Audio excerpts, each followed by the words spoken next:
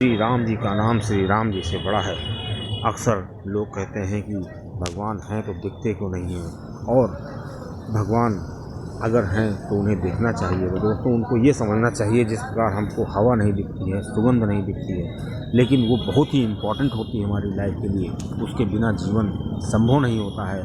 बस हवा का अनुभव करना पड़ता है, सुगंध का अनुभव करना पड़ता है। उसी तरह भगवान को जानने के लिए भगवान का अनुभव करना पड़ता है। हमारे मन में श्रद्धा होनी चाहिए कि कोई ढोंग ढकोसला नहीं होना चाहिए। बस मन में श्रद्धा होनी चाहिए और पूरा विश्वास होना चाहिए कि भगवान है। दोस्तों, आइए श्री राम जी के नाम का चमत्कार के बारे में एक कथा सुनते हैं। आपको जानकारी अच्छी लगे तो वीडियो को शेयर करिएगा, चैनल को सब्सक्राइब करिएगा।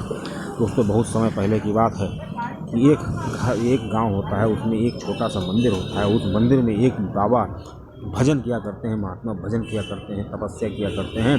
और उस मंदिर के बगल में ही एक व्यक्ति रहता है जो नौकरी चाकरी करके अपना जीवन यापन करता है।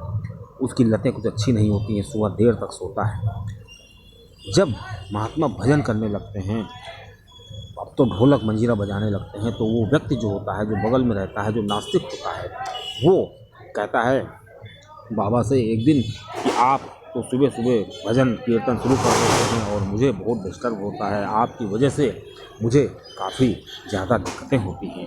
तो ऐसे में वो बाबा कहता है कि अरे, तुम मेरी तरह भजन क्यों नहीं करते हो, क्यों नौकरी चाकरी के चक्कर में पड़े हो, भजन करो। तो वो व्यक्ति कहता है मुझे खाने को कौन देगा। तो बाबा कहता है भगवान ने दुनिया बनाई है, भगवान किसी को भूखा नहीं रखते हैं, और वो कहीं ना कहीं से तुमको खाने को देंगे। बस तुम्हारे मन में श्रद्धा होनी चाहिए और तुम राम के भजन किया करो। अब वो व्यक्ति कहता है, जो नास्तिक होता है, कि ऐसा कुछ नहीं है, जब तक मैं काम नहीं करूँगा तब तक मुझे खाने को तो कोई नहीं दे सकता है। ऐसे में दोनों में शर्त लग जाती है।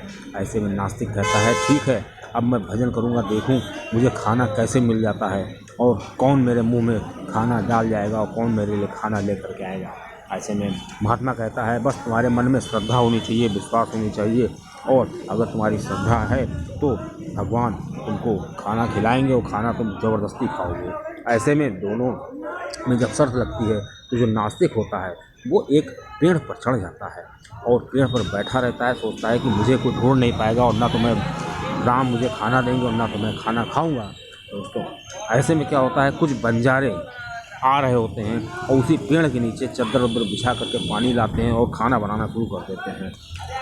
और जब पूरा खाना बन जाता है तो बंजारों का जो गुप्त संदेश वाहक होता है वो कहीं से खबर लाता है कि डाकू का काफिला इधर ही की तरफ आ रहा है। ऐसे में दोस्तों, वो जो बंजारे होते हैं बना बनाया खाना छोड़ करके अपना धन लेकर के कहीं छुप जाते हैं, भाग जाते हैं। ऐसे में डाकुओं का काफिला आता है, देखता है अरे खाना बना बनाया रखा हुआ है, लगता है कि किसी ने हमको मूर्ख बनाने की कोशिश की है। क्योंकि डाकू भी बहुत भूखे थे, वो खाना खाना चाहते थे, लेकिन उनको डर था कहीं इसमें कोई जहर वहर न मिला हो। अब डाकू सोचते हैं, आयो पता लगाते हैं कि ये खाना किसने हम बना के रखा है और हमको फंसाना चाहता है।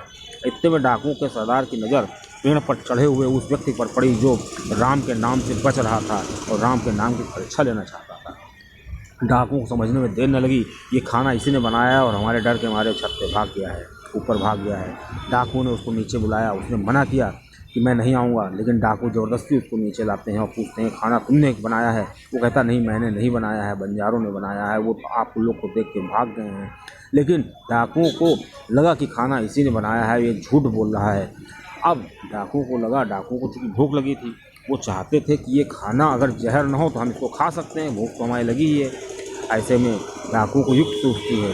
डाकू कहते हैं कि इस व्यक्ति को खाना खिलाओ, अगर इसमें जहर होगा तो पहले ये मरेगा। दोस्तों, डाकू उस व्यक्ति को आदेश देते हैं कि ये खाना खाओ, लेकिन क्योंकि वो व्यक्ति होता है बहुत चालाक, वो कहता है मैं खाना नहीं खाऊंगा। मैंने एक शर्त लगाई है एक ब्राह्मण से कि देखो मुझे खाना कौन खिलाता है, कौन राम नाम मुझे कैसे खाना देते हैं। डाकू क्या जाने राम का नाम। वो कहते नहीं, तुमको ये खाना खाना पड़ेगा, नहीं तो तुम्हारा कत्ल कर दिया जाएगा। दोस्तों, वो व्यक्ति जो होता है कत्ल से डर जाता है और डाकू उसको ज़बरदस्ती ठूस ठूस करके खाना खिलाते हैं और इंतज़ार करते हैं कि कहीं ये व्यक्ति की मौत ना हो जाए।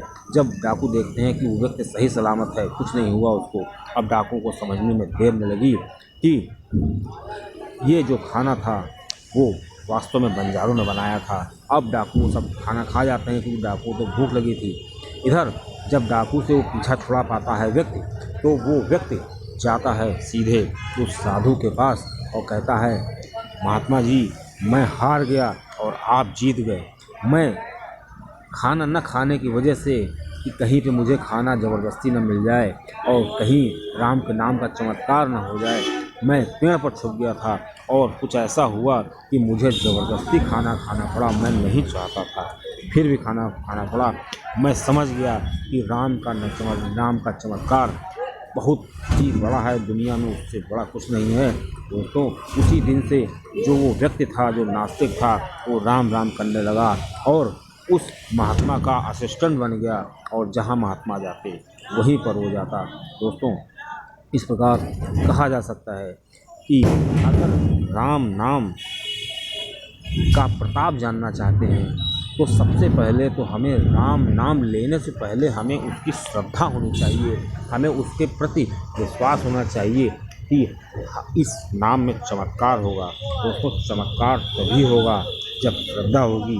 जैसे एक बालक होता है, जब वो अबोध होता है, कुछ नहीं जानता है, उसकी माँ उसको उछालती है या कोई भी उसको उछालता है, उसका घर का व्यक्ति, तो वो व्यक्ति बिल्कुल प्रयास नहीं करता है। वो बिल्कुल जानता है कि मुझे बिल्कुल हाथ पैर नहीं हिलाता है और उसको माँ गोद में ले लेती है, क्योंकि वो जानती है कि मेरा ये बच्चा है, मेरे अलावा इसका कोई सहारा नहीं है। अगर ये गिर जाएगा तो मेरा कलेजे का टुकड़ा जो है उसको चोट लग सकती है। इसलिए माँ उसको उछालती ज़रूर है, लेकिन उसको पूरी तरीके से गोद में ले लेती है और वो जो बच्चा होता है बिल्कुल निश्चिंत रहता है। उसको तनिक भी चिंता नहीं होती है कि मुझे कौन उछाल रहा है और कौन बचा रहा है। ठीक इसी तरह जब भक्त की स्थिति उस बालक जैसी हो जाती है, जो ये बिल्कुल अपने आप को भगवान पे न्यौछावर कर देता है, उन पे इतना विश्वास होता है कि मुझे जो सहारा देगा वो भगवान देगा और मेरी कोई औकात नहीं है। व्यक्ति के अंदर से मैं निकल जाता है और वो सोचता है मुझे जो भी मिलेगा वो श्री ईश्वर से मिलेगा, भगवान से मिलेगा और मेरी तो कोई भी औकात नहीं है।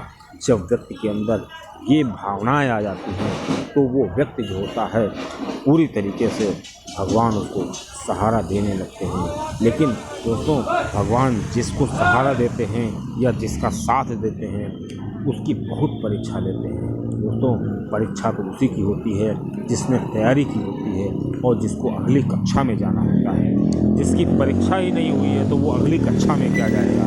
इस प्रकार जो श्री राम हैं, जो भगवान हैं, अपने भक्त की परीक्षा जरूर लेते हैं। दोस्तों, अगर किसी भक्त को कष्ट मिल रहे हों और उसकी परीक्षा चल रही हो, उसको लग रहा हो कि वो कष्टों से घिरा हुआ है, कष्ट उसका साथ छोड़ने को तैयार ही नहीं है, तो उस व्यक्ति को ये समझ लेना चाहिए कि हमारे अच्छे दिन आने वाले हैं, क्योंकि भगवान अपने भक्तों का, अपने संतानों का बहुत ख्याल रखते हैं और वो उसको कभी भी अकेला नहीं छोड़ते हैं और हमेशा उसको वही देते हैं जो उसके लिए उचित होता है। लेकिन एक आम आदमी, एक आम व्यक्ति एक नहीं समझ सकता है कि मेरे लिए क्या उचित है, क्या अनुचित है। दोस्तों, पूरी वीडियो सुनने के लिए आपको बहुत बहुत